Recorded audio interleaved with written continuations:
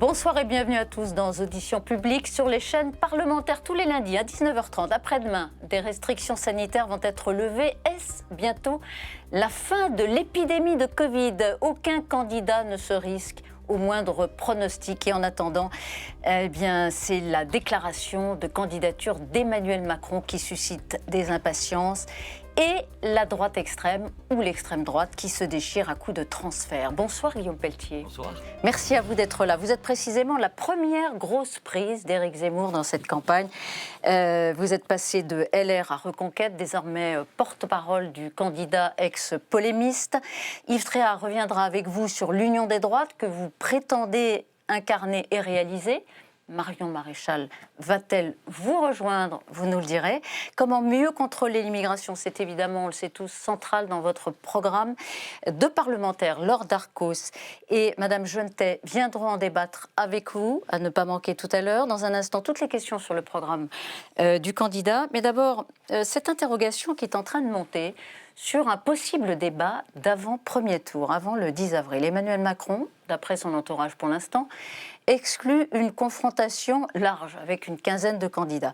Dans ces conditions, on apprend que, selon France Info et BFM, Marine Le Pen refuserait à son tour. Qu'est-ce que vous en pensez? Quelle est votre position? Est-ce que vous comprenez leur logique? Pas trop. Moi, je suis engagé en politique depuis une vingtaine d'années par passion du débat, justement. L'envie de confronter des points de vue. Alors, c'est leur droit, on ne va pas se rouler par terre, mais ce que j'apprécie particulièrement chez Éric Zemmour, justement, c'est cette volonté permanente, respectueuse mais déterminée, de débattre. Il a débattu, on le sait, avec Jean-Luc Mélenchon, il a proposé un débat avec Jean-Michel Blanquer sur la question de l'école, et je crois que dans une démocratie moderne, apaisée, dynamique, le débat, c'est le cœur nucléaire de la noble politique. Oui, avant le premier tour, vous rêvez d'un débat Macron-Zemmour? Je pense que quoi qu'il arrive et quoi qu'Emmanuel Macron décide, ce débat va s'imposer aux Français ou s'imposer à Emmanuel Macron lui-même, puisque les deux grands projets de civilisation, très radicalement opposés d'ailleurs, celui d'Emmanuel Macron, la mondialisation heureuse, le mépris des classes moyennes et de la France rurale d'un côté, et ce que porte Éric Zemmour, la fin de l'immigration, vous l'avez évoqué tout à l'heure, toutes nos propositions sur la France rurale, la survie de la France, c'est le grand duel qui s'annonce sur le plan politique et électoral. Et le fait, pour finir, qu'Emmanuel Macron, à ce stade, refuse, comme ses prédécesseurs dans la même situation, est-ce que vous trouvez qu'il y a une logique ou qu'est-ce que ça raconte du candidat président? Pas encore candidat, mais il nous avait président. dit que ce serait vraiment le nouveau monde. Alors, rien que sur la question des débats, il appartient plutôt à l'ancien. Alors, que ses prédécesseurs ne l'aient pas fait, peut-être que c'était une autre époque. Moi, je crois qu'avec le développement des réseaux sociaux, des chaînes info, des émissions comme celle-ci, qui permettent justement aux Français d'éclairer leur conscience, d'affiner leur jugement critique, ça me semble vraiment regrettable. Bon, c'est son droit, c'est comme ça. Nous, de toute façon, avec Éric Zemmour, on continue notre tour de France. On a des milliers de personnes dans les meetings, donc c'est pas dramatique, mais je pense qu'il serait bien avisé, après 5 ans de son bilan, qui est le sien, qu'il pourra défendre, et qui suscite beaucoup de colère et de désespérance chez les Français, de l'assumer et de dire aux Français là où il veut nous emmener. Mais nous, on le fera en tout cas avec Éric Zemmour. Alors justement, qu'est-ce que vous proposez pour gouverner à sa place? On va y venir avec Brigitte Boucher, vous les connaissez. Brigitte Boucher, évidemment de LCP, Assemblée nationale, et Tam Tranoui de Public Sénat. C'est à vous, mesdames. Vous avez parlé de France rurale. Éric Zemmour propose une bourse de 10 000 € pour toute naissance dans une zone rurale. D'abord, des questions très concrètes. Quelles zones sont concernées? Pour quel coût? Quels enfants sont concernés? Alors, c'est une mesure qui concerne les familles françaises de la France rurale, vous avez tout à fait raison, c'est-à-dire, selon l'INSEE, tous ceux qui vivent dans des communes de moins de 2000 habitants, plus quelques communes à taille supplémentaire éloignées des centres urbains. C'est vraiment la détermination INSEE que l'Institut a réalisée. Pourquoi? Ce n'est pas une mesure comme ça, sortie du chapeau un beau matin. Le raisonnement est le suivant. Depuis une quarantaine d'années, on le sait, l'État a choisi de mener une politique de la ville, qu'on appelait les 14 plans banlieue, qui ont coûté en gros 80 milliards d'euros aux contribuables français, premièrement. Deuxièmement, on sait aujourd'hui, c'est évalué, que le coût de l'immigration approche les 20 milliards d'euros. Ce que nous disons avec Éric Zemmour, c'est qu'il y a urgence pour sauver nos villages, nos villes moyennes, nos commerces de proximité, la question de la démographie médicale, nos services publics. On le sait, l'avenir, ce sont les enfants. Et donc de permettre, dans cette France rurale oubliée, abandonnée et méprisée, qui a des surcoûts de transport, On le sait, le coût de la voiture dans nos territoires ruraux, moi j'y vis, est beaucoup plus important que dans les grandes villes. Il y a aussi des coûts dans les villes. Est-ce que c'est pas une injustice vis-à-vis de ceux qui habitent dans les villes et par exemple qui ont des loyers très élevés ? Alors, il y aura deux choses. D'abord, il y a le rétablissement de l'universalité des allocations familiales. Ça concernera tous les Français. Mais ce que nous disons, c'est que sur la question de la natalité, beaucoup a été fait, et ça continue, pour la France des quartiers populaires et des banlieues. Nous souhaitons mettre le paquet sur la France rurale, cette France oubliée vous savez aujourd'hui, qui fait 2 fois moins d'enfants que dans les banlieues. Ça concernerait tous les enfants ou premier enfant ? Chaque enfant. C'est énorme, donc 10 000 € par enfant. Alors, c'est d'abord beaucoup moins, par exemple, que ce que nous coûte un mineur isolé aujourd'hui, 50 000 € par an. Donc, il faut bien mesurer les choses. Il y a 200 000 naissances dans le monde rural chaque année. Cette mesure est évaluée à peu près à 2 milliards d'euros. C'est donc 10 fois moins que le coût de l'immigration. C'est 20 fois moins que le coût des fraudes sociales en France, comme le disait le député Pascal Brindeau, député de mon département de Loir-et-Cher. Donc c'est une mesure finançable, très concrète, qui permettra à chaque famille de se voir pris en charge les frais de garde, les frais de transport, l'aménagement de son appartement ou de sa maison avec l'arrivée d'un nouvel enfant. Et c'est à travers la natalité, une politique de natalité, puisque c'est la démographie qui fait l'histoire, que nous pourrons offrir un avenir et une perspective à la France rurale. C'est une mesure, je peux vous dire, on l'a présentée chez moi dans le Loir-et-Cher vendredi. Ça a suscité d'énormes réactions positives parce que les Français ruraux, nous sommes 20 millions à peu près. 10 000 € par enfant, c'est énorme. Personne. Mais c'est pas, vous savez, sur 3 ans, c'est pas énorme. D'abord, il faudra justifier de 2 années de résidence dans la France rurale. On ne pourra pas s'installer comme ça au dernier moment. Une prime pour un enfant, c'est un peu moins de 1 000 €. Donc c'est quand même 10 fois la prime qu'on verse à un enfant à partir du 2e ou 3e enfant. Oui, parce que ça permet sur les 3 années, compte tenu du coût très lourd, le nombre de familles qu'on rencontre, qui nous disent je n'ai pas d'enfant, ou je n'ai qu'un enfant, ou je n'ai que 2 enfants, et j'aimerais en avoir un premier, un second, un troisième. Mais le coût de la vie, surtout dans nos territoires ruraux, il ne faut pas vivre dans la France rurale pour ne pas comprendre ce phénomène. Rien que le coût de transport, pour trouver une nounou, pour trouver une crèche, une garderie, tout ça, ça coûte très cher. Et donc c'est une incitation. Vous savez, pendant des décennies, l'État a avantagé les banlieues, c'était son droit. On a par exemple, j'entendais Jean-Michel Blanquer, rappelez-vous, qui a dépossédé les territoires ruraux en termes de classes et d'écoles pour ouvrir et dédoubler les classes CP dans les banlieues. C'était son droit. En un mot, les gouvernants précédents ont fait une politique de la ville. Avec Éric Zemmour, nous allons faire une politique de la campagne. De la campagne, mais ce sera versé par la CAF. C'est une mesure nataliste, parce que quand on habite à la campagne, qu'on n'a pas d'enfant, on n'a rien là. On n'a pas cette prime, on n'a pas cet avantage. Il y a plein de choses qu'on prévoit. Là, je suis uniquement sur la question natalité. On n'est pas les seuls. La Russie, la Hongrie avaient engagé ce type de politique. Ça nous semble juste de rééquilibrer les choses. On arrête de déverser des milliards dans les banlieues et pour l'immigration et on met une partie de cet argent pour la France rurale et les familles. On va parler du pouvoir d'achat. C'est une des préoccupations principales des Français. C'est un sondage Elab qui le dit. Est-ce que vous en parlez très peu du pouvoir d'achat. Est-ce que vous n'êtes pas en train de passer à côté finalement de cette campagne ? Alors, on parle beaucoup, on y reviendra sans doute, d'identité, d'immigration et de survie de la France. Vous vous trompez à dire qu'on ne parle pas de pouvoir d'achat. D'ailleurs, le grand discours de Lille, vous verrez samedi prochain, sera consacré aux questions économiques et à la question du pouvoir d'achat. Question qu'Éric Zemmour apporte depuis plusieurs mois, et puis j'essaye aussi d'apporter ma contribution. Il le disait lui-même, que ce n'était pas sa préoccupation principale. Vous m'aviez invité d'ailleurs à cette occasion, vous savez, j'ai écrit un livre, Milieu de cordée, il y a 2 ans, qui avait suscité la polémique, y compris dans mon camp, alors je vois que tout le monde y vient maintenant, où je proposais la hausse des salaires pour tous les travailleurs pour recréer un écart entre les revenus du travail et les revenus de l'assistance. Alors, vous proposiez une hausse du SMIC de 20%. Je suis pas non, il n'a pas besoin de moi. On échange, on discute, c'est lui le candidat. Alors, c'est quoi votre mesure pouvoir d'achat pour la campagne ? Je vous donne les trois principales pour que chacun comprenne, autour d'un principe. Aujourd'hui, pour faire de la valeur travail la valeur cardinale de la société française, il faut qu'on recrée un écart entre les revenus du travail et les revenus de l'assistance. Première mesure, on divise par 2 la CSG, ce qui fait qu'on offre à chaque travailleur français, on offre entre guillemets, c'est bien mérité, un 13e mois pour tous ceux qui gagnent moins de 2 000 €, c'est-à-dire moins du 50% des Français. Alors là, il y a un petit débat parce qu'il y a une égalité devant l'impôt, donc le Conseil constitutionnel pourrait éventuellement retoquer cette mesure. Mais vous savez que depuis le prélèvement, on l'a très bien travaillé avec nos juristes, puisque grâce au prélèvement à la source, cette inquiétude sera levée. Deuxième proposition très importante qui a déjà fait ses preuves, c'est le rétablissement de la défiscalisation complète des heures supplémentaires établie par Nicolas Sarkozy et supprimée par François Hollande et rétablie qu'à moitié par Emmanuel Macron. Enfin, Sur l'intéressement et la participation, cette vieille idée du général de Gaulle, qui est, vous le savez, réservée aux entreprises de plus de 50 salariés, nous étendons le dispositif à toutes les entreprises de plus de 10 salariés pour permettre à toutes ces entreprises artisanales de faire bénéficier leurs salariés des bénéfices et de la rentabilité de leur entreprise. C'est donc un choc très conséquent de pouvoir d'achat parce que nous considérons que le travail ne paye plus et que c'est un sujet majeur, le salaire. Et nous y ajoutons une mesure très importante qui est passée un peu inaperçue à Cannes, mais que nous allons développer tout au long du mois de février. Nous allons créer par ailleurs la première brigade nationale de lutte contre les fraudes.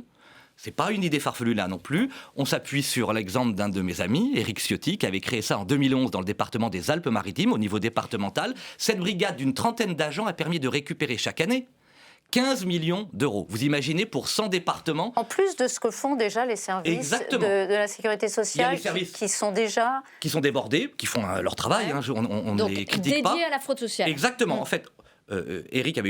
Ciotti avait une très bonne idée. 2011, brigade. Chaque année, le dernier chiffre, c'est 2019. Ce sont des fonctionnaires. 15, oui, du département.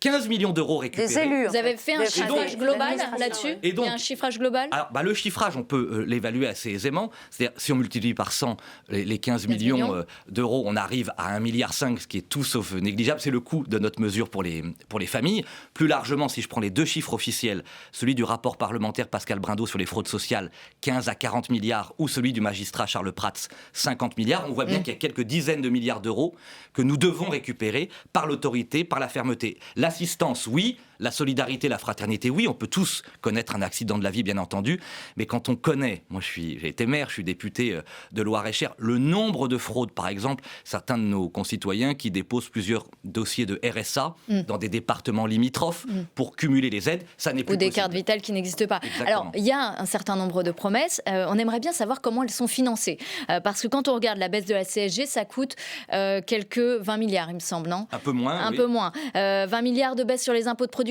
20 milliards en plus aussi pour le budget de la défense. En plus, les suppressions de la redevance audiovisuelle. Les 2 milliards auxquels vous faisiez référence pour les enfants des campagnes rurales. Comment vous financez ? Où vous trouvez cet argent ? Alors, le plan est très détaillé. Je vous le résume de manière le plus efficace possible, j'espère. Je vous l'ai dit. Comme nous supprimons les aides sociales non contributives pour les étrangers, puis toute une politique d'immigration, 20 milliards d'euros d'économies. La question des fraudes sociales, nous pensons que nous pouvons monter à au moins 20 à 30 milliards d'économies. En combien de temps ? Parce que ça 20 fait à 30 milliards, quasiment la totalité de la fraude. En combien de temps ? 50. Nous pensons que dès la création de cette brigade nationale... Vous a dit, c'est astronomique. Bien sûr. Mais attendez, j'y viens. Vos dépenses. Non, attendez, j'y viens. L'immigration, l'assistanat, et notre vision de la politique est très différente, c'est vrai, de celle de ceux qui nous gouvernent depuis longtemps.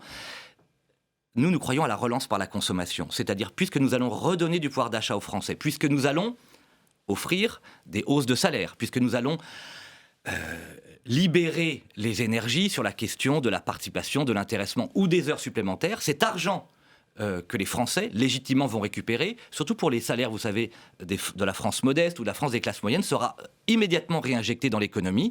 Et à travers les recettes fiscales, entre autres la TVA, l'État va s'y retrouver. C'est une vision très... Vous voyez, l'État a décidé depuis 30 ou 40 ans, en gros, de dire... C'est pas très différent. Pour trouver... Ah, bah si. Parce que depuis 30 ou 40 ans, en fait, l'État a court d'idées. À chaque fois, financer les dépenses par la croissance. Sur la question de la dépense et des déficits...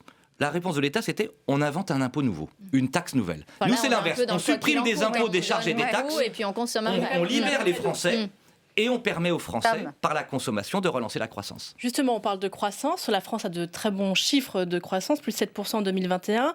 Le chômage est au plus bas niveau depuis une dizaine d'années. Est-ce que ce n'est pas la preuve que les réformes du gouvernement ont porté leurs fruits, que tout ça, ça fonctionne ? Je ne crois pas du tout. Alors... D'abord, on est, vous le savez très bien, en cette fin d'année, sur un rattrapage des années terribles que nous avons tous vécues avec les Français au moment de la crise sanitaire, premièrement. Moi, je parle vraiment... Mais on est dans un vrai rebond. En tant que député de la nation, je ne peux pas me contenter de 6 millions de chômeurs, toutes catégories confondues, 10 millions de pauvres. Je ne parle même pas des travailleurs pauvres, ces gens, ces Français qui travaillent et qui n'arrivent même pas à boucler leur fin de mois. Alors, si Emmanuel Macron est content de son bilan, c'est son problème. Moi, je Non, peux vous il dire... dit ça va mieux. objectivement, il y a Il dit ça va Ça mieux. va légèrement mieux par rapport à 2 années catastrophiques. Quoi qu'il en soit, après 5 Le années... chômage, c'est le plus bas depuis 10 ans, c'est pas quelques non, années. mais c'est sur pas les deux catégories dernières A, années. mais vous savez très bien que quand on additionne, et là aussi c'est pas le seul responsable, fait 40 ans qu'on pipote là-dessus en permanence en disant les catégories A. Vous croyez pas aux statistiques Pas du tout. de Non. l'INSEE sur le chômage Moi, vous savez- et sur Non. l'UNEDIC? Ah bon? Vous savez, non. Elles sont faussées? Elles sont faussées Elles parce mentent? que... Et je n'accuse personne en particulier, j'accuse les gouvernements successifs qui ont inventé des catégories A, B, C, D, E. Je suis député d'une circonscription de 115 000 habitants. Dans ma circonscription, j'ai aujourd'hui 1500 postes à pourvoir. J'ai 4 à 5 000 chômeurs. Et le grand problème... Et beaucoup de chômeurs cachés. Des gens qui n'arrivent pas ou qui n'ont plus la force d'aller à Pôle emploi, des gens qui trichent et qui fraudent, des gens qui sont désespérés et qui n'arrivent pas à s'en sortir. Et en face, je vais vous donner un exemple très connu, le zooparc de Beauval, avec les pandas, dans ma circonscription. Rodolphe Delors et toute l'équipe proposent plusieurs dizaines de CDI. Et donc? Et nous ne trouvons pas preneur malgré ces 5000 chômeurs. Pourquoi? Parce que tous ceux que nous rencontrons nous disent « Monsieur Pelletier, tant qu'il n'y aura pas d'écart entre ce que nous gagnons en restant chez nous Mais c'est pas et ce que nous gagnons en allant travailler, on ne s'en sortira pas. » Et donc avec Éric Zemmour, nous voulons recréer cet écart et créer un choc de salaire et de pouvoir d'achat. Alors, vous proposez aussi la privatisation de l'audiovisuel public, en particulier France Inter, France Télévisions. Pour quelles raisons? Vous êtes contre le pluralisme ou... Ah non, c'est plutôt l'inverse. C'est vrai? On ne peut pas dire... Alors d'abord, c'est là encore un gain de pouvoir d'achat symbolique pour les Français, 130 à 138 euros de redevances en moins à payer chaque année. C'est toujours ça, parce qu'on additionne toujours des euros et c'est toujours bien de pouvoir diminuer.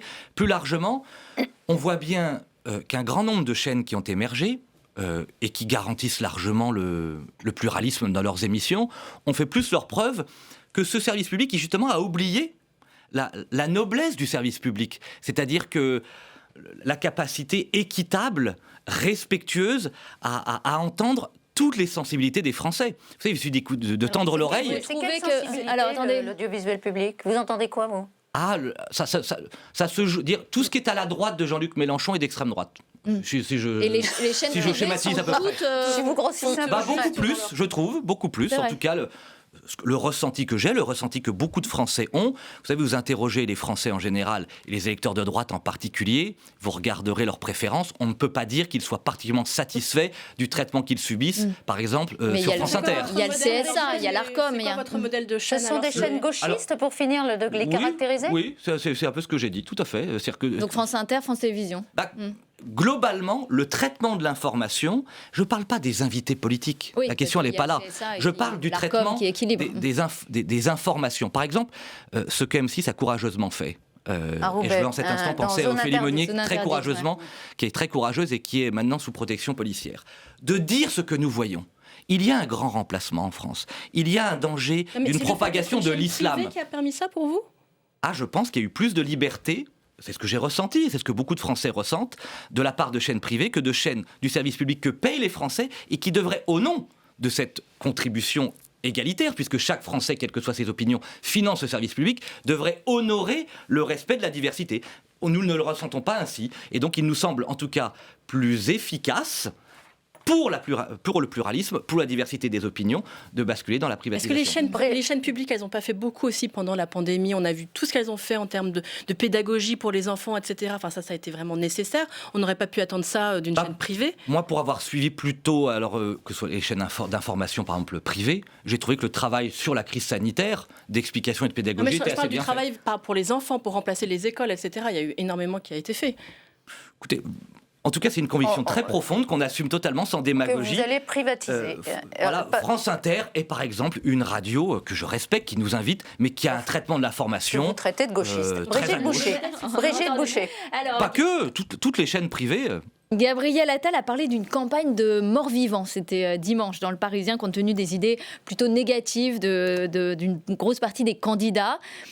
Est-ce que vous êtes reconnu, vous, par exemple? Enfin, Non, Éric je pense Zemmour. Je pense qu'ils parlaient d'eux-mêmes. C'est-à-dire qu'il y a une sorte de syndrome de Je ne pense Stockholm pas, mais- chez Gabriel Attal. C'est-à-dire que pendant 5 ans, et depuis 5 ans, oui, Emmanuel Macron, de la crise des Gilets jaunes à une gestion, on y reviendra peut-être, assez chaotique, surtout en cette fin de crise sanitaire, de la crise sanitaire, a plutôt considéré les Français de manière négative. Regardez-nous ce qu'on fait depuis le début de cette émission.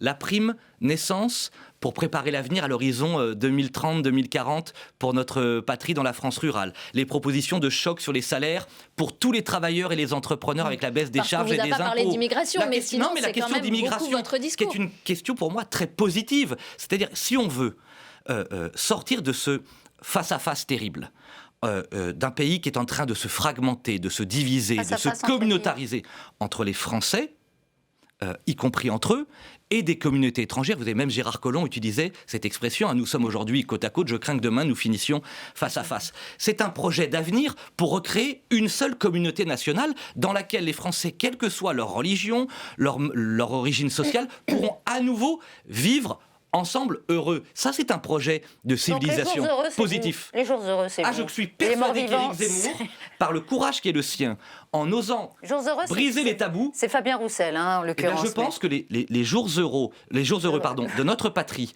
pour les Français, si nous avons le courage d'affronter les défis de notre temps, de briser les tabous du politiquement correct, oui, c'est avec Zemmour que nous retrouverons ce chemin de grandeur et de prospérité. Tam. Une dernière question sur l'un de vos collègues dans cette campagne, Olivier Houbeda, qui est la cheville ouvrière dans la campagne d'Éric Zemmour, est visé par une plainte pour viol. Alors il y a la présomption d'innocence, mais en attendant, il reste dans l'équipe pour vous ? Mais bien sûr, vous imaginez, il y a une plainte, que la justice poursuive son travail. Moi, je suis très attaché, quelle que soit d'ailleurs la personnalité ou les personnes considérées, à la présomption d'innocence et au secret d'instruction, qui constituent deux principes sacrés de notre droit qui nous différencient fort heureusement du modèle américain. Ça veut dire qu'une accusation vaudrait condamnation. Vous imaginez le système dans lequel tous nous finirions par rentrer. C'est très, très dangereux. C'est quoi la limite ? C'est la mise en examen ? C'est Non, je crois que justement la classe politique a commis une erreur depuis quelques décennies. Et moi, je souhaiterais qu'on y revienne. C'est-à-dire que si on croit en la justice, si on respecte la justice, la mise en cause, c'est la condamnation. Vous savez, la mise en examen, on le sait, dans un très grand nombre de cas, aboutit à un non-lieu. Je pense en cet instant, par exemple, quelqu'un qui n'est pas de ma famille politique, Gérald Darmanin, qui a été mis en cause pendant, je crois, 2 ans et demi, pour un viol, qu'il n'a pas commis, puisqu'il y a 15 jours, il a été définitivement innocenté par la justice. Ce qui n'a pas empêché d'innombrables commentateurs ou d'opposants politiques pendant des années de lui demander de s'en aller, de démissionner. Je pense aussi à Éric Woerth, un de mes anciens collègues, qui pendant 4 années, dans les années 2010, avait été mis en cause pour ensuite bénéficier d'un non-lieu. Donc, soyons très prudents. Laissons la justice faire son travail, et tant qu'il n'y a pas de condamnation, chacun est considéré comme innocent. Olivier Houbeda a fait un tweet dans lequel il dénonce un coup monté. C'est le temps des boules puantes, ça vient d'où ? Ça vient de qui pour vous, un coup monté ? Ce qui est vrai par habitude, et je le regrette, je ne sais pas s'il existe un cabinet noir autour d'Emmanuel Macron, mais depuis très longtemps, bien avant Emmanuel Macron, on est habitué dans les campagnes présidentielles à voir les différents mouvements d'opposition. On l'a vu avec François Fillon en 2017, on l'avait vu avec d'autres dans les années passées. Moi, j'appelle chacun à la retenue. On ne peut pas, comme ça, s'il y a une enquête, il y a une enquête, mais on ne peut pas la dévoiler au grand public pour jeter au chien la réputation d'un homme. Vous visez l'entourage d'Emmanuel Macron. C'est pour vous nuire, à votre avis, et ça pourrait venir... En tout cas, il y a une question qui mérite d'être posée. Vous me la posez, moi j'y réponds. Vous avez vu que spontanément, je n'ai pas parlé de ça. Moi, j'ai d'abord parlé de la présomption d'innocence et de ma conception de la justice. Vous me posez une question, je n'ai pas d'éléments, mais c'est vrai que entre les procès à répétition d'Éric Zemmour, la mise en cause de notre directeur de campagne, le général de la Chênaie, qu'on a quasiment accusé d'être un putschiste, je ne vous parle même pas de moi, ou maintenant d'Olivier, ça va. Laissons les Français qui, dans une démocratie, là aussi, moderne, sont les seuls juges d'une élection. Donc vous n'accusez pas Emmanuel Macron. Vous n'accusez pas Emmanuel Macron. Je dis, il y a une addition. Si vous avez un soupçon, ça viendrait d'où ? Vous ne pouvez pas à la fois dire c'est une manipulation, c'est une boule puante, et ne pas incriminer... je vais vous donner un exemple. J'étais en petit, j'étais sur le mur des cons. Comme tant d'autres élus et citoyens, de la part du syndicat de la magistrature. Est-ce que c'était le rôle d'un syndicat de magistrats que de jeter en pâture, afficher sur un mur, des personnalités et des citoyens qu'ils voulaient, disent-ils, combattre politiquement? Je ne le crois pas. Il est là le danger. Donc, oui à la justice quand elle est juste et impartiale, non à la justice quand elle est politique. Donc ce sont les magistrats que vous visez dans cette enquête? À chacun de faire son examen de conscience. Je n'accuse personne, je dis juste aux Français, ayez l'audace de prendre du recul sur cette justice qui se doit d'être juste et impartiale et en aucun cas politique. Merci beaucoup Brigitte. Et Tam, dans un instant c'est Yves Tréhard qui va venir vous poser, vous le savez, des questions cribles sur la politique, mais on fait un détour par le Figaro Live pour rejoindre Vincent Roux. Bonsoir, cher Vincent.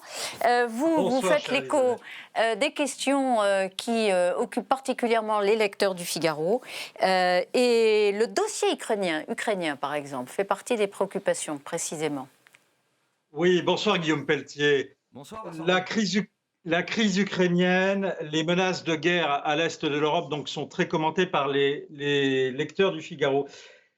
Est-ce que vous approuvez la médiation d'Emmanuel Macron qui vise à une désescalade dans ce dossier ?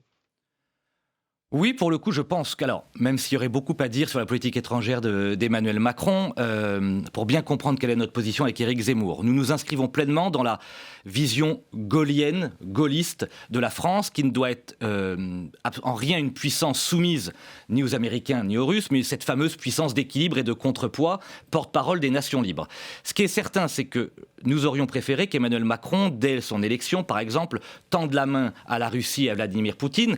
Les Américains sont certes nos alliés, mais de rappeler que la Russie, c'est aussi un peuple ami, et on aurait été bien avisé, par exemple, de suspendre les sanctions ou l'embargo économique avec la Russie. Alors, c'est maintenant un peu tard parce que les Russes, vous l'avez bien compris, ont beaucoup de mal à reconnaître la France et l'Europe comme des interlocuteurs crédibles sur la question, entre autres, de l'Ukraine et de la Crimée. Mais tout ce qui permettra d'éviter la guerre, de permettre ce qu'on appelle la voie diplomatique, nous l'encourageons parce que c'est ça, la France. Moi, j'avais été très marqué, je pense, comme chacun d'entre vous, comme beaucoup de Français.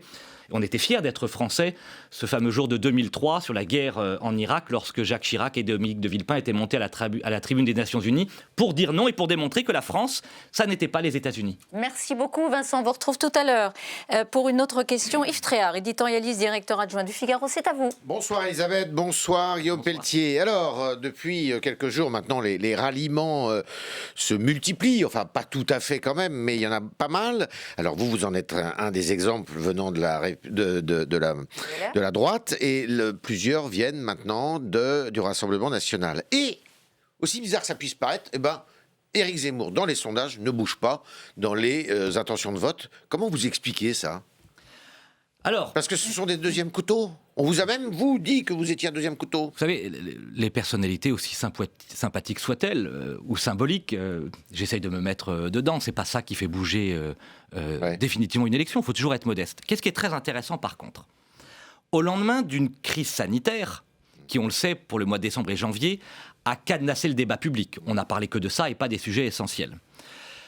Éric Zemmour, qui était juste avant Noël plutôt en ressac, est remonté. Les sondages de ce soir nous mettent entre 13 et 14% au pied du second tour, à 1, 2 ou 3 points près de Valérie Pécresse et de Marine Le Pen. Donc tout ça se joue dans un mouchoir à 70 jours du premier tour de l'élection présidentielle.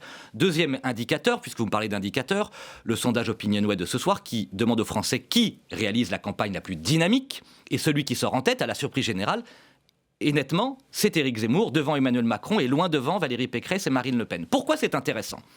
C'est qu'au-delà de ces ralliements symboliques, parce qu'il vaut mieux dans la vie être allié que quitté, quand même, ça démontre une envie chez les Républicains, comme au Rassemblement national, de rejoindre quelqu'un qui pose un acte fondateur inédit sous la Ve République, qu'on appelle l'union des droites. C'est-à-dire, Éric Zemmour, contrairement au LR ou au RN, dit à égalité, quel qu'ait été votre antérieur, vous avez voté Le Pen, Pasqua, Chirac, Sarkozy, Villiers, vous avez cru et échoué, bien sûr, à réussir en la droite ces 40 dernières années. Moi, je vais réussir là où les droites ont échoué. Est-ce que Marion Maréchal, si elle vous rejoint, ça sera un effet, je dirais, comparable à celui de Bayrou avec Macron il y a 5 ans ? Je ne suis pas Madame Irma. Elle va venir vous rejoindre ? Mais je ne sais pas. Vous savez, j'ai trop... Est-ce qu'il y en a d'autres des Républicains qui vont venir aussi ?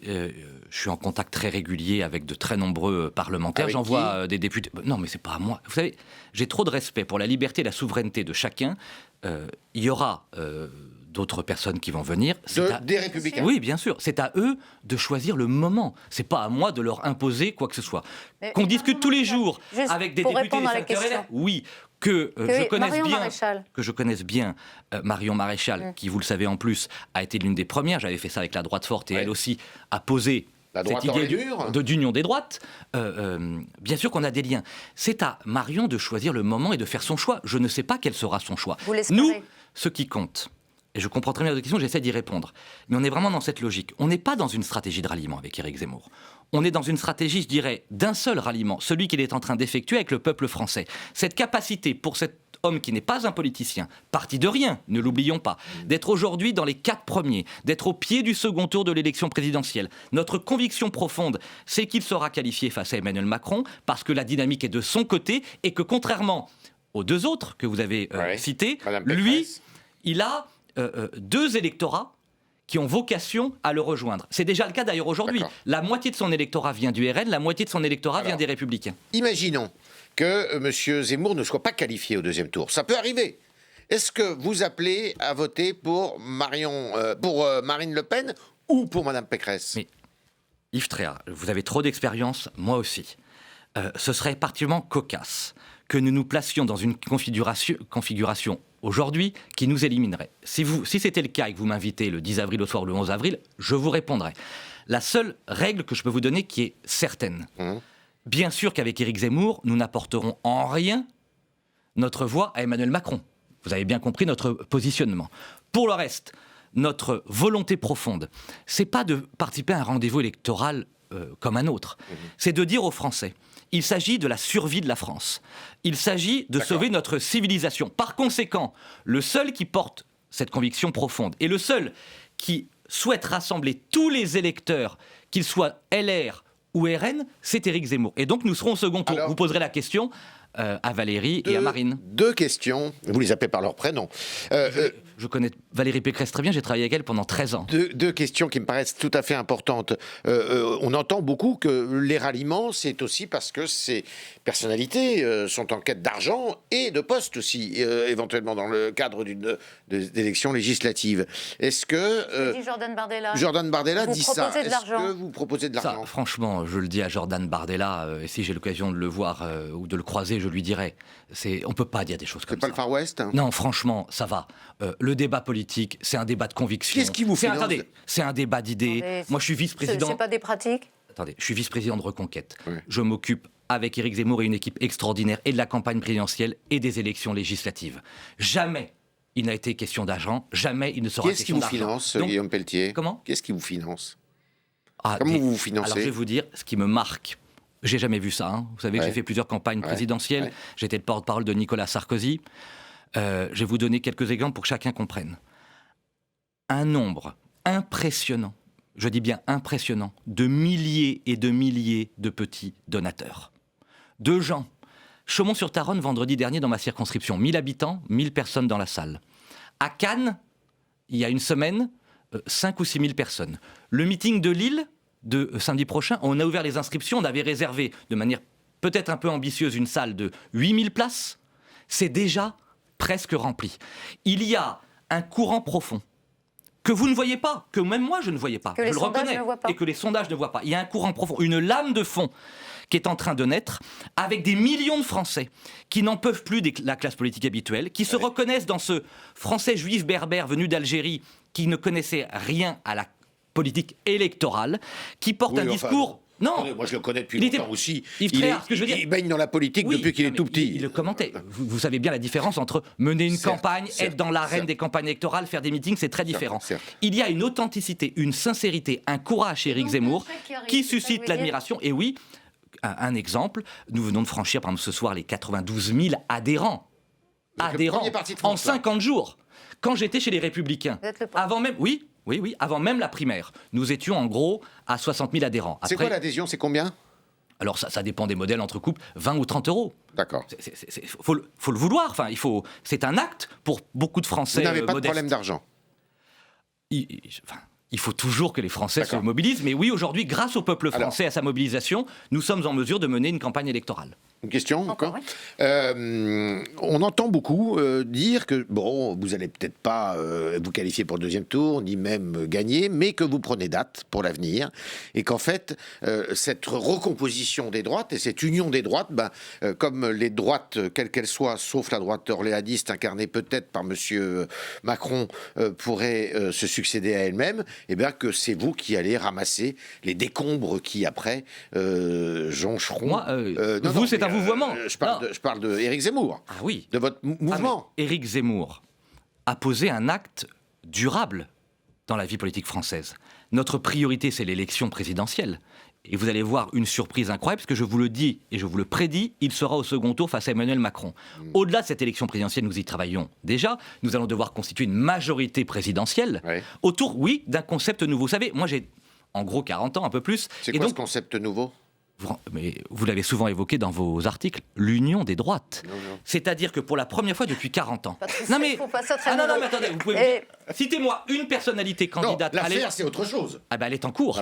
Elle est en cours puisque jamais un candidat à l'élection présidentielle n'a eu des électeurs venant à égalité à ce point de la droite hors les murs et de la droite républicaine. Les personnalités le symbolisent, la dynamique est là. Et nous sommes en train de constituer cette majorité présidentielle pour permettre à Éric Zemmour de gouverner. Oui, pour la première fois, le cordon sanitaire, la frontière virtuelle entre les droites, c'est fini. La gauche minoritaire qui gouvernait en divisant les droites, c'est fini. La droite va reprendre le pouvoir, y compris idéologique et électoral. Et vous êtes certain, Marine Le Pen ne peut pas gagner cette présidentielle ? Je ne le pense pas. Je pense d'ailleurs qu'en 2012 et 2017, elle en avait l'opportunité, mais refusant par principe les électeurs, les républicains, elle ne le peut pas. C'est la grande différence avec Éric Zemmour qui, lui, accueille dans notre famille politique tous ses électeurs aujourd'hui orphelins. Merci beaucoup, Yves Tréhard. Merci, Guillaume Pelletier. Dans un instant, bien sûr, le débat sur l'immigration. Une question d'abord de politique internationale encore. Guillaume Pelletier, notre ambassadeur de France au Mali, est expulsé par la junte au pouvoir, qui voyait d'ailleurs d'un mauvais œil les opérations militaires. Que doit faire le gouvernement ? Est-ce qu'il doit changer de stratégie sur le terrain au Mali et au Sahel ? Alors, qu'il y ait sur le temps long, parce que ça ne se fait pas en un jour, et j'ai trop de respect pour nos armées et pour le sacrifice de ces hommes qui ont donné leur vie pour notre liberté et pour combattre ce terrorisme islamiste et djihadiste, il faudra probablement envisager un désengagement sur le temps long au Mali. Plus largement, nous prenons avec Éric Zemmour une autre politique africaine. Une politique africaine qui repose sur les contreparties. On ne peut pas aujourd'hui, je vous prends un chiffre, accorder... L'enjeu, c'est la lutte contre le terrorisme international. Mais j'ai répondu. Il faut éradiquer le terrorisme partout. Voilà. Mais à l'étranger... On reste au Mali pour l'instant avec le dispositif Barkhane. C'est ça que vous dites pour l'instant. Mais on ce serait reviendra un autre jour sur avec nos partenaires des Nations Unies, d'imaginer quand même que la France ne soit pas seule comme c'est le cas aujourd'hui. Mais je voulais d'abord vous présenter, c'est important de donner du temps à ce débat. Laure Darcos, merci beaucoup à vous d'être là, sénatrice LR de l'Essonne. Bonsoir Madame Genetet, vous êtes députée des Français de l'étranger, porte-parole du groupe La République En Marche à l'Assemblée nationale. Vous avez souhaité, en tout cas c'est un sujet évidemment qui est central pour Éric Zemmour, parler d'immigration. Je voudrais en préambule, si vous voulez bien, qu'on revienne sur une phrase qui a été prononcée par Éric Zemmour sur cette chaîne parlementaire, sur Public Sénat, la semaine dernière, dans l'émission Bonjour chez vous. Éric Zemmour revenait sur les délinquants et la nécessité de fermer les frontières. Ça va être notre sujet. Écoutez. Immigration, c'est la mère de toutes les batailles. C'est pour ça que nous avons une délinquance aussi explosive. C'est à cause de l'immigration. Donc si on arrête l'immigration... Vous pensez vraiment qu'avec une immigration zéro, il n'y aura plus de délinquance ? Il y aura quasiment plus, oui. Ah, ça, j'en suis sûr. Bon. Deuxièmement... C'est-à-dire qu'il y a que des immigrés qui sont délinquants dans ce pays ? Oui. En tout cas, des immigrés ou des enfants d'immigrés. Il n'y a que des immigrés qui sont des délinquants ou des enfants d'immigrés ? Je vous pose la question. Juste, j'ai regardé l'émission, si on la poursuit de 30 secondes, il explique bien qu'évidemment pas 100%. Ce qui est certain... Non mais là, il répond à la question. Non mais il continue, il n'y a évidemment pas 100%. Ce qui est certain, et c'est notre conviction à tous, c'est que si demain, nous mettons fin à l'immigration, et nous mettrons fin à l'immigration, la délinquance en France s'effondrera. Oui. C'est qu'aujourd'hui, je vais vous donner quelques chiffres. Pour être clair avec votre pensée, la doctrine d'Éric Zemmour, est-ce que vous partagez cette phrase ? Est-ce que vous le diriez de la même façon qu'Éric Zemmour ? C'est pas la première fois. Tout à fait, avec l'ensemble de son raisonnement, il a bien dit, pas 100%, mais il y a hélas, je vais vous donner 2 chiffres, 3 chiffres, allez, si vous voulez même, que vous pourrez vérifier. 25% des détenus dans les prisons françaises sont des étrangers. 62% des mises en cause pour violences sexuelles en Île-de-France sont des étrangers. 67% des mises en cause pour les vols en France sont des étrangers. Il y a, hélas, c'est ainsi, une surreprésentation de l'immigration dans la délinquance. Et donc, il nous faut, pour lutter contre la délinquance, mettre fin à l'immigration. Et donc, contrôler les frontières. Comment mieux le faire ? Laure Darcos, la parole est à vous et ensuite Madame Genetet. Écoutez, merci beaucoup en tout cas de nous avoir invités. Vous avez vous-même, en 2012, dit que l'immigration zéro était une illusion, donc votre candidat le prône en permanence. Je suis entièrement d'accord sur les condamnés étrangers. D'ailleurs, Valérie Pécresse veut remettre la double peine pour pouvoir les expulser plus facilement, et tous ceux qui, bien évidemment, troublent l'ordre public. Mais quand vous parlez, ou quand votre candidat parle de déchéance, notamment de la nationalité, des binationaux, parce qu'en fait, dans ce que vous mettez d'immigrés, même en prison ou ailleurs, il y a également des gens qui sont français. C'est totalement illusoire. Vous savez très bien, ça a été dit dans d'autres temps, mais des pays ne reprendront jamais des ressortissants qui n'ont jamais vécu sur leur territoire. Pour la plupart, ils sont français. Nous-mêmes, nous ne le ferions pas. Donc pour moi, c'est déjà totalement illusoire. La seule chose, c'est que dans tout ce que prône Éric Zemmour, ça reste finalement assez flou. Alors que nous, Valérie Pécresse a déjà sa révision constitutionnelle quasiment préparée.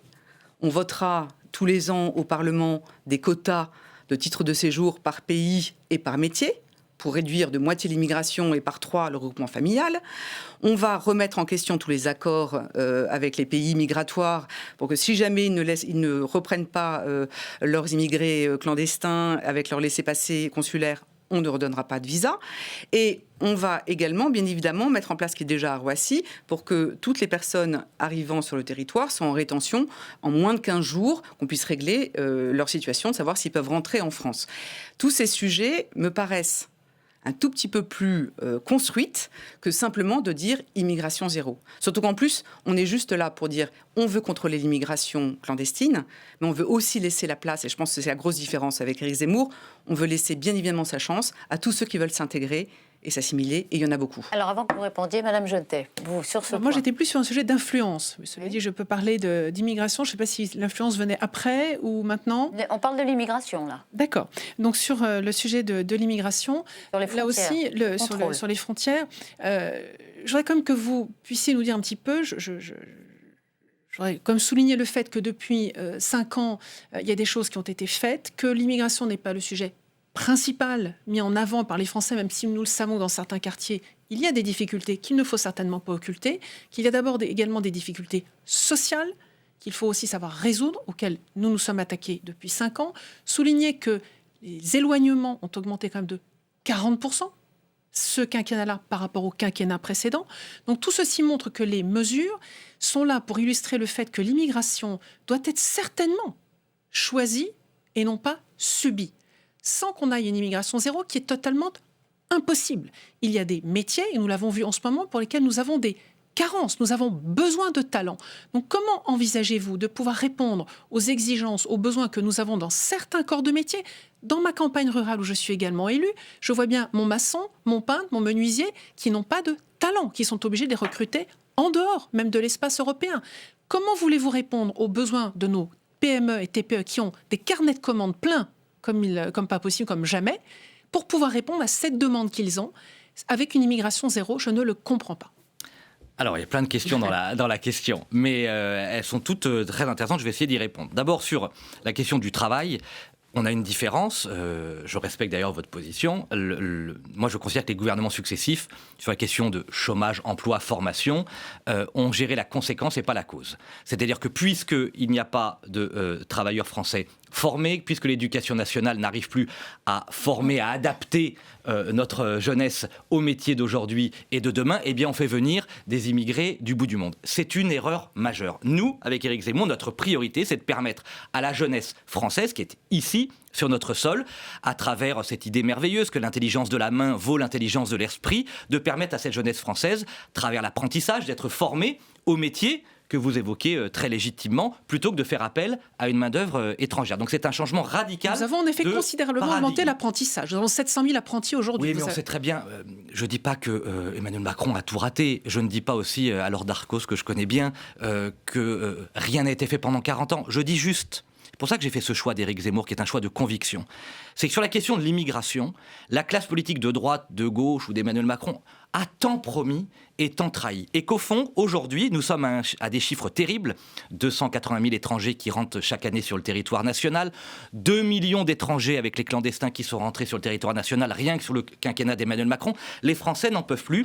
Et l'immigration, aujourd'hui, n'est plus une chance pour la France. 2 millions d'étrangers depuis le début du quinquennat. Elle a pu, dans le passé, présenter un certain nombre d'avantages et d'intérêts. Aujourd'hui, le chômage, la pauvreté, les violences, la délinquance, et puis la misère. C'est-à-dire que le rôle de n'importe quel être humain, et je parle moi en tant que comme public, comme vous, ce devrait être de permettre à, entre autres je pense à l'Afrique, aux Africains de pouvoir rester en Afrique. Alors là, il n'y a rien de plus beau au développement. Je voudrais que vous répondiez aussi sur l'interpellation de Laure Darcos qui vous dit vos propositions, elles sont floues. Oui, alors voilà. On ne sait pas exactement comment vous allez faire derrière les slogans. Alors elles sont très précises. D'ailleurs, j'invite Laure Darcos, mais qui l'a très bien fait pour Valérie Pécresse, à regarder. Moi, c'est des propositions de loi qu'on a travaillées tout au long de ces dernières années, qui sont prêtes à être mises en œuvre dès le mois de mai par Éric Zemmour. Ça ressemble d'ailleurs en certains points. Je vais vous dire la différence entre Valérie Pécresse et Éric Zemmour, selon moi. C'est que Valérie porte des idées plutôt courageuses en campagne, mais je ne crois absolument pas qu'elle aura le courage de les mettre en œuvre une fois aux responsabilités. Et c'est pour ça que j'ai choisi Éric Zemmour. C'est que souvent la droite... Pourquoi parce que Valérie Pécresse, je lui ai posé cette question quand je l'ai vue le 8 décembre d'ailleurs, dernier. On a passé un entretien d'1 heure tous les deux. Avant de franchir le Rubicon. Oui, je lui ai posé... je lui ai dit, trahir. Tu as voté, ce qui était ton droit, Emmanuel Macron en 2017 ? Tu as quitté les Républicains parce que tu trouvais que Laurent Wauquiez et moi, nous n'étions pas trop à droite. Tu as annoncé à Éric Ciotti le soir de ton élection que tu ne voulais pas reprendre ses idées. C'est pas vrai. Vous savez que pendant 48 heures, en tout cas, il y a eu un flottement. Éric a dû la recevoir à Nice. Pas du tout. Donc, et quand je lui ai demandé, est-ce que tu me promets que tu ne te rallieras pas à Emmanuel Macron en 2022, je n'ai pas eu de réponse. Donc, en tout cas, ce sont mes doutes. Oui, et je sais qu'avec Éric Zemmour, sur la question de l'immigration, on ira au plus profond et au plus loin de ce que nous permet le droit et de ce qu'attendent les Français, parce que c'est un sujet central et douloureux. Écoutez, c'est votre choix. Moi, je vais vous dire ce que je regrette, c'est que dans tout, comme vous dites, il y a finalement peu de différences, peut-être sur le fond, beaucoup plus sur la forme et sur, à mon avis, l'efficacité des réformes. Et on a peut-être un aspect quand même plus humain, parce que voilà, le droit du sol, le remettre entièrement en question, il y a des choses qui me paraissent vraiment trop radicales. Mais ce que je ne comprends pas, c'est que vous étiez quand même très proche, en effet, d'Éric Ciotti ou d'un Patrick Stefanini qui a fait aussi beaucoup de propositions, ou d'un Frédéric Péchenard. Vous avez autour de Valérie Pécresse, et Dieu sait si d'ailleurs les centristes reprochent à Valérie d'être en permanence tournée aussi vers sa droite. On est les seuls à pouvoir battre Emmanuel Macron.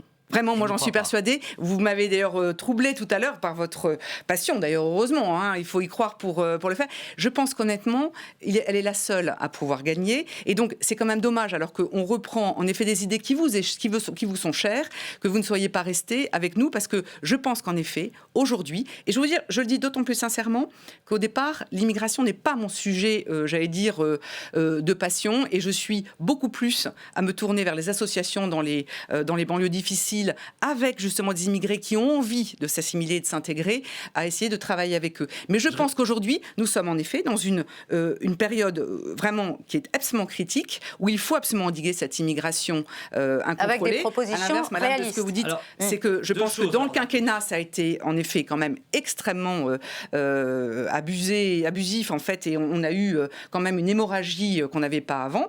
Et honnêtement, il n'y a que Valérie Pécresse pour pouvoir les mettre en œuvre et surtout pour gagner. Donc voilà, je le regrette que vous ne soyez pas avec nous, parce que je pense honnêtement, vous avez beaucoup d'amis qui sont restés avec nous et qui le préconisent. Mais vous viendrez avec nous le soir du premier tour pour battre Emmanuel Macron. Quelque chose de très simple. Pour répondre à vos deux objections. D'abord, bien sûr que j'ai des amis chez les Républicains. Éric Ciotti en fait partie, vous avez tout à fait raison. Mais je sais que Valérie Pécresse, qui fait le grand écart entre Éric Ciotti, désormais Jean-Christophe Lagarde, les centristes, la pression des centristes... Non, mais justement, je vais vous dire, ma conviction... Attendez, c'est très important comme sujet. Ouais. La raison pour laquelle la droite a déçu pendant 40 ans, c'est qu'après avoir mené des campagnes de droite, elle s'ouvrait à gauche et elle se soumettait à gauche. Pourquoi j'ai rejoint Éric Zemmour ? Je sais qu'avec lui, c'est la droite avant, c'est la droite pendant et c'est la droite après. Et que nous ne serons pas soumis à la pression des centristes. Il faut que Charles Pasqua avait une très belle formule, il disait « Il y en a marre, le RPR fournit les électeurs et l'UDF fournit les élus ». Et c'était tellement ça. Nous, on écoutera les électeurs. Avec Éric Zemmour, la droite ne sera pas trahie une fois au pouvoir. Mais les centristes, vous ne les avez pas toujours honnis, comme vous le dites. C'est des gens extrêmement bien qui apportent beaucoup aussi de qualité. C'est la droite et le centre rassemblés qui nous font gagner. Alors, c'est ce qui s'est passé toutes les droites unies, du Front National, les gens du Front National, les Républicains, les Indépendants, les Patriotes. C'est ça la promesse de victoire d'Éric Zemmour. Madame Genetet, vous vouliez aussi intervenir sur l'influence, effectivement, d'Éric Zemmour dans un cadre international. Je vous laisse développer. Et donc Sylvain Teston a écrit récemment que le nostalgique redoute que l'avenir soit moins supportable que l'instant présent, occupé à regretter le passé. Donc avec cette définition, nul doute que Éric Zemmour est un nostalgique qui propose donc une France qui est tout à fait fantasmée, repliée sur elle-même, repliée sur son passé, isolée du reste du monde, y compris de ses alliés traditionnels d'ailleurs, et qui se jette dans les bras de la Russie. La semaine dernière, Éric Zemmour, sur une émission C'est dans l'air, parlait de politique étrangère, et ce qu'il envoyait, j'ai été frappée par l'impréparation qu'il a exprimée. Il était très hésitant dans ses réponses, ce qui est tout de même très étonnant pour quelqu'un à qui on demande de se projeter dans les habits d'un président de la République. Et pourtant, François Hollande le disait dans son livre, 80% du temps d'un président de la République, ce sont des sujets internationaux. Et depuis 5 ans, on ne peut pas contester au président de la République le fait que la politique étrangère de la France, elle vise à renforcer nos valeurs d'indépendance, qui sont celles de non-alignement, de solidarité avec nos partenaires, de fidélité à nos alliés, d'être ferme avec tous les autres, qu'ils soient rivaux ou adversaires, et qui ne se veut plus jamais puissance d'équilibre, vous l'avez d'ailleurs souligné tout à l'heure. Alors, je voudrais simplement vous demander, monsieur Pelletier, dans cette présentation, cette vision que fait monsieur Zemmour, de cet isolement de la France, notamment sur la scène internationale, comment ce projet de M. Zemmour pourrait-il renforcer l'influence de la France et lui permettre de défendre ses intérêts dans le monde ?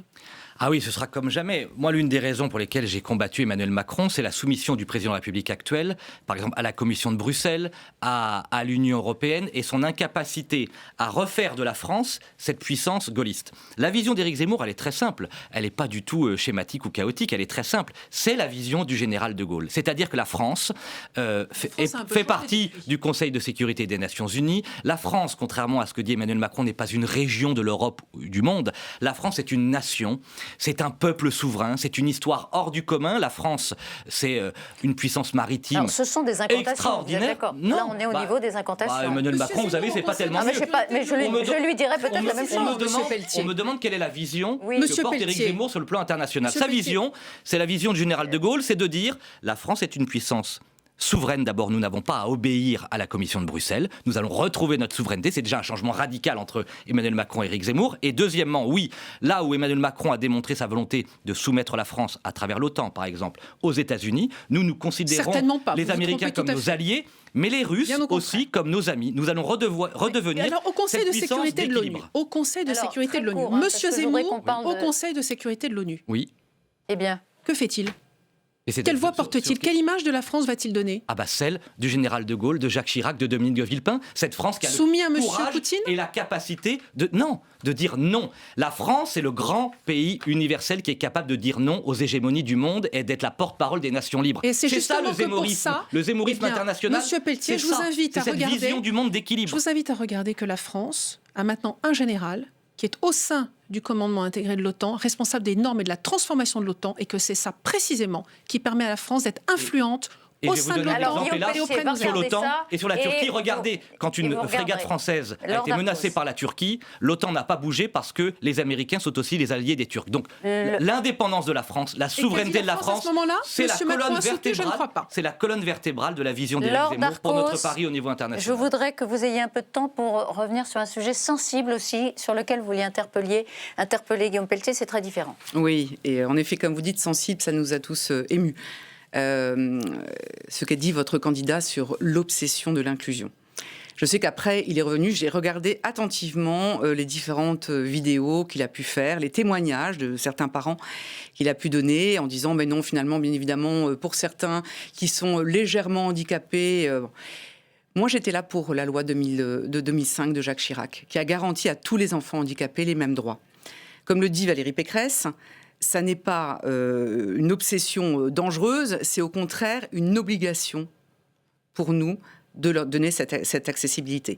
Là où il n'a pas tout à fait tort, c'est que ça n'exonère pas le gouvernement de construire, enfin, d'ouvrir beaucoup plus de places en instituts médico-éducatifs quand ils en ont besoin. Et donc, la seule chose, c'est que là où j'étais profondément choquée, c'est quand il a osé dire que ça pouvait troubler les autres enfants dans une classe. C'est mal connaître ce qui se passe dans une classe avec un enfant atteint du handicap. Juste pour finir là-dessus, c'est en général un miracle. Ils forment une sorte de cohésion et de solidarité avec les autres enfants. Ils apportent autant que les enfants peuvent leur apporter en termes d'autonomie et de sociabilisation. Et donc, honnêtement, continuer l'inclusion est vraiment, à mon avis, alors, et ça n'est pas que le gouvernement sur ce sujet sensible qui vraiment nous me touche. Voilà. Totalement d'accord avec Laure. Moi, c'est un sujet aussi qui m'intéresse beaucoup. J'étais à côté d'Éric Zemmour à quelques centimètres. Vous avez voté toutes les lois d'Aurélien Pradier et autres quand vous étiez je vais vous dire député pourquoi. Et pourquoi j'ai apprécié particulièrement l'ensemble de son propos. C'était une table ronde avec des instituteurs, des institutrices qui étaient aussi confrontés à la question de l'inclusion handicap et qui nous disaient il y a plein de cas où l'inclusion est merveilleuse, magnifique, et c'est un miracle, et vous avez totalement raison. Et ça doit être la règle ? Attendez.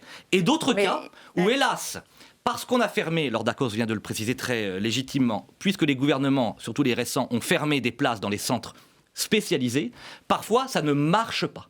Et donc, Éric Zemmour a voulu dire, et je crois que ça a été utile pour ouvrir ce débat pour toutes les familles touchées par le handicap, c'est de dire, il faut du cas par cas. Quand c'est possible, quand c'est heureux, quand c'est merveilleux, bien sûr que c'est la solution idéale qu'on partage tous. Mais que dans d'autres cas, je vois dans ma circonscription Loir-et-Cher, je pense que vous avez été confronté aussi à ça, j'ai reçu peut-être une quinzaine de familles. Imaginez, c'est très concret. On comprend bien ce que vous voulez des dire. familles qui nous disaient... Est-ce qu'aujourd'hui... C'était l'école classique, ça ne marche pas, je n'ai plus de place dans le Loir-et-Cher, je dois louer un camping-car le dimanche soir pour emmener mon enfant en Belgique, dans un centre spécialisé. C'est ça qui n'est pas acceptable. Cette égalité des droits pour les enfants handicapés, nos enfants handicapés, oui, mille fois oui, à la condition qu'on fasse du cas par cas, de manière très subtile et humaine. Monsieur Pelletier, la seule chose qui a été très mal interprétée par beaucoup d'associations et beaucoup de parents et beaucoup d'élus, c'est que moi-même, j'en ai l'humilité, on ne peut pas parler au nom des parents. Et donc, en effet, comme vous dites, c'est du cas par cas, c'est quand même aux parents d'essayer de comprendre ce qui ira le mieux avec les MDPH, qui ira mieux pour leur enfant. Et dans la grande majorité des cas, ils ont l'impression, en effet, qu'ils ont droit à cette scolarité presque normale. Et on fera tout pour que les AVS et les auxiliaires de vie scolaire puissent avoir un statut. Là-dessus, on est tout à fait d'accord. Avec une formation. Oui, enfin, avec une rémunération qui est dérisoire par rapport à leur travail et leur engagement. Et je pense qu'il faudra qu'il y en ait un par enfant. Donc, c'est simplement l'interprétation qui a été faite, qu'ils choisissent d'une certaine manière ceux qui allaient être en école dite normale et d'autres en centre spécialisé. Je suis persuadé que sur cette future loi d'équilibre du cas par cas et très humaine, on se retrouvera, j'en suis persuadé. Dernier mot, John Thèse. Je voulais juste rappeler que l'inclusion, il faut en effet avoir des unités plus spécialisées, mais vous avez évoqué le fait de partir en Belgique. Je crois que le problème est beaucoup plus vaste. Il s'agit notamment des enfants qui souffrent de troubles autistiques, pour lesquels le diagnostic de l'autisme a posé de grandes difficultés en France et est en cours de résolution. Merci beaucoup, mesdames, d'avoir été face à Guillaume Pelletier. On a pris un peu de temps. Je voudrais m'excuser auprès de Vincent Roux qui voulait vous interroger sur un autre sujet très sensible.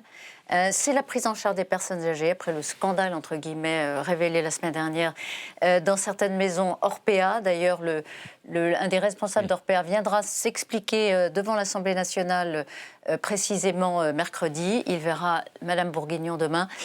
Ce sera l'occasion de vous recevoir une autre fois pour parler de ce sujet qui n'est pas très présent dans votre programme. Vous parlez pas de dépendance. Bien sûr que si, il y a toute une partie. Écoutez, je peux vous dire, nous, ce qu'on privilégie, c'est deux choses.